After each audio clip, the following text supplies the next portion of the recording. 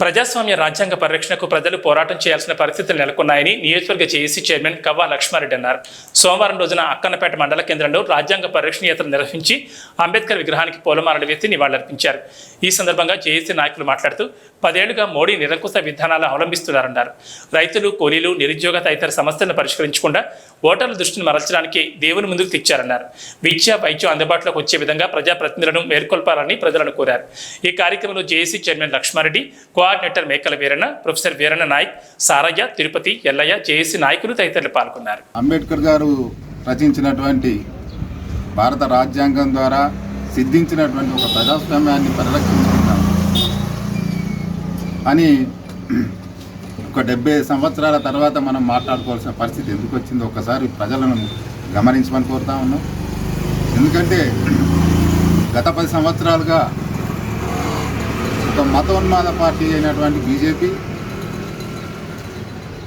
సంఘ్ పరివారి నేతృత్వంలో నడుస్తున్నటువంటి బీజేపీ ఒక హిందుత్వ వాదాన్ని ముందుకు తీసుకొచ్చి ప్రపంచంలో అతిపెద్ద ప్రజాస్వామ్యమని గమనించే విధంగా గత 10 సంవత్సరాల నుంచి బీజేపీ ప్రభుత్వం కొన్ని సంఘటనలను చూస్తే మనకు అర్థమవుతా ఉన్నది.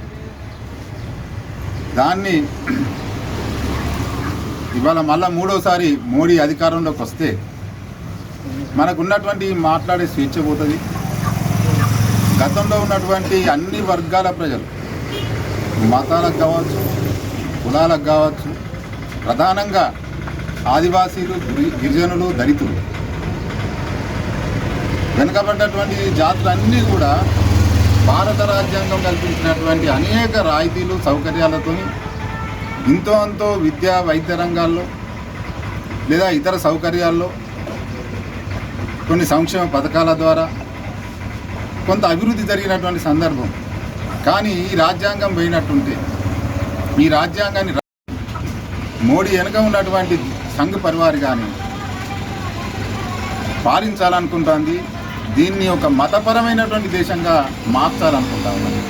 అందుకోసం ఈ ప్రజాస్వామ్యాన్ని రక్షించడం కోసం ప్రజాస్వామికవాదులుగా, విద్యావంతులుగా, మేధావులుగా ప్రజలందరూ కూడా ఆలోచించాల్సిన ఒక అనివార్యమైనటువంటి పరిస్థితి ఏర్పడింది. మేము గత 10 రోజులుగా ఈ తెలంగాణ వ్యాప్తంగా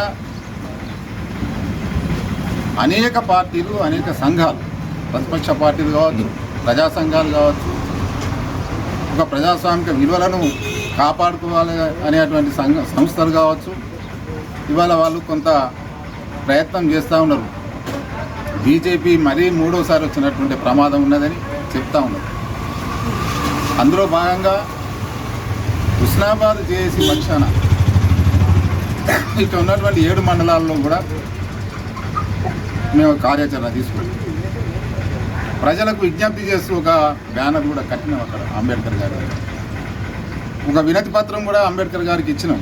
వాళ్ళు చెప్పినటువంటి విషయాలకు పొంతనైనటువంటి విషయాలు, అంటే రెచ్చగొట్టేటువంటి పద్ధతిలో వాళ్ళు వివరిస్తూ ఉన్నారు. దాన్ని మేము జేఏసీ పక్షాన్ని తీవ్రంగా ఖండిస్తూ ఉన్నాం. వాళ్ళ మాటల్లోనే మనకు అర్థమైంది ఏంటిది, మేము చేస్తున్న ఈ కార్యక్రమం బీజేపీ నేతలకు భయం కలుగుతున్నది అనేది చాలా స్పష్టంగా కనబడతా ఉంది. మేమేమంటున్నాం, ప్రజల సమస్యలను మీరు ఏం పరిష్కరించారో చెప్పి ఓట్లు అడగమని మేమంటున్నాం. కానీ మీరు అందుకు భిన్నంగా ఏమంటారు, మతం పేరు, దేవుని పేరు, రాముని పేరు, చివరికి రాజ్యాంగ నిర్మాత అయినటువంటి మా భీముడు ఎవరు, అంబేద్కర్ పేరు కూడా మీరు చాలా బాగా పెద్దగా ఎత్తుకున్నారు. ఒక చిన్న విషయం మనం గ్రామాల్లో అర్థమయ్యేటట్టు చెప్దాం. రాజ్యాంగాన్ని అవమానిస్తూ అంబేద్కర్ గురించి గొప్పగా మేము బాగా చెప్పినాం. మా మోడీ గారు ఎక్కడైనా కూడా అంబేద్కర్ గారి ప్రస్తావన చేస్తే మాట్లాడుతున్నారు, లేదా అంబేద్కర్ గారి గురించి వాళ్ళు ఆయన పుట్టిన ప్రదేశం కానీ, ఆయన చనిపోయిన ప్రదేశం కానీ, ఆయన చదువుకున్నటువంటి ప్రదేశం యూకే లాంటి ప్రదేశంలో కానీ వాటన్నిటిని గుర్తించిందే ఈయన అని చెప్తాను. ఈయన కాదు గుర్తించింది, ప్రపంచమే గుర్తించింది, యుఎన్ఓనే గుర్తించింది. ఎన్డీఏ బీజేపీ ప్రభుత్వము చేస్తున్నటువంటి అరాచకాలు అంతా ఇంత కాదు. ఎందుకంటే 10 సంవత్సరాలుగా విద్యా వైద్యాన్ని పూర్తిగా నిర్లక్ష్యం చేయడం జరిగింది. పేద బడుగు బలహీన వర్గాల వారు చదువుకునేటువంటి విద్యాలయాల్లో యూనివర్సిటీ స్థాయిలో రిక్రూట్మెంట్ లేకుండా చేయడం, యూనివర్సిటీలో పరిశోధనలు చేసినటువంటి అంతకుముందు కాంగ్రెస్ ప్రభుత్వం కల్పించినటువంటి ఫెలోషిప్లన్నింటినీ కూడా రద్దు చేయడం బీజేపీ ప్రభుత్వానికి చెల్లింది. అంటే దీని అర్థము పేద బడుగు బలహీన వర్గాల వారు చదువుకోవద్దనేదే వారి చదువుకు దూరం చేయడానికి ఒక కుట్ర పన్ను జరిగింది. అదేవిధంగా వైద్యాలయాలను ఏర్పాటు చేయలేదు. మరి ప్రభుత్వ రంగ సంస్థల్లో ఉన్నటువంటి అనేక సంస్థలను ప్రైవేటు పరము కారు చౌకగా అమ్మివేయడం జరిగింది. ఉదాహరణకు మనకు విశాఖపట్నం లక్షల కోట్ల ఆదాయం కలిగినటువంటి ఆ ఫ్యాక్టరీని, స్టీల్ ఫ్యాక్టరీని కేవలం 25,000 కోట్లకే ఆదాని అంబానీలకు కట్టిపెట్టినటువంటి ఒక చరిత్ర బీజేపీకి ఉంది. కాబట్టి మరి బీజేపీ పార్టీ అంతకుముందు కాంగ్రెస్ ప్రభుత్వము ఏదైతే 40 కోట్ల ప్రజలకు ఉచిత రేషన్ ఇవ్వడం జరిగిందో, మరి 2014 నుంచి ఇప్పటికీ 80 కోట్ల మంది పేదరికం ఏ రకంగా పెరిగింది. ఇప్పుడు రేషను మేము 80 కోట్ల మందికి ఉచిత 5 కిలోల రేషన్ ఇస్తున్నామంటే అంతమంది పేదరికాన్ని పెంచిపోసింది. ఇది బయట జనానికి, సాధారణ జనానికి తెలియజేయడం లేదు. రైతుల యొక్క రుణమాఫీని 70,000 కోట్లను రుణమాఫీ చేస్తే ఇప్పటి వరకు బీజేపీ ప్రభుత్వం ఒక్క రూపాయి కూడా రుణమాఫీ చేయకుండా 25 లక్షల కోట్ల రూపాయలు బడా పెట్టుబడిదారి వర్గాలకు రుణమాఫీ చేయడం జరిగింది. దీన్ని ప్రజలంతా గ్రహించాల్సినటువంటి అవసరం ఉంది. అదేవిధంగా కోట్ల రూపాయల అప్పును కనుక తీసుకొస్తే ఈ 10 సంవత్సరాల్లో 100 లక్షల కోట్ల రూపాయలను బీజేపీ ప్రభుత్వము మరి అప్పుల పాలు చేయడం జరిగింది. మరి దీన్ని అర్థం చేసుకోవచ్చు, ప్రభుత్వాన్ని ఏ రకంగా ముందుకు నడిపిస్తుందా, వెనకకు నడిపిస్తుందా అనేది.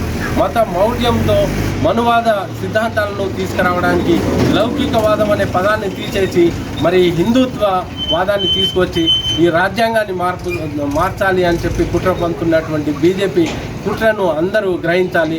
చిత్తుగా రాబోయే పార్లమెంట్ ఎలక్షన్లో ఓడించాలి.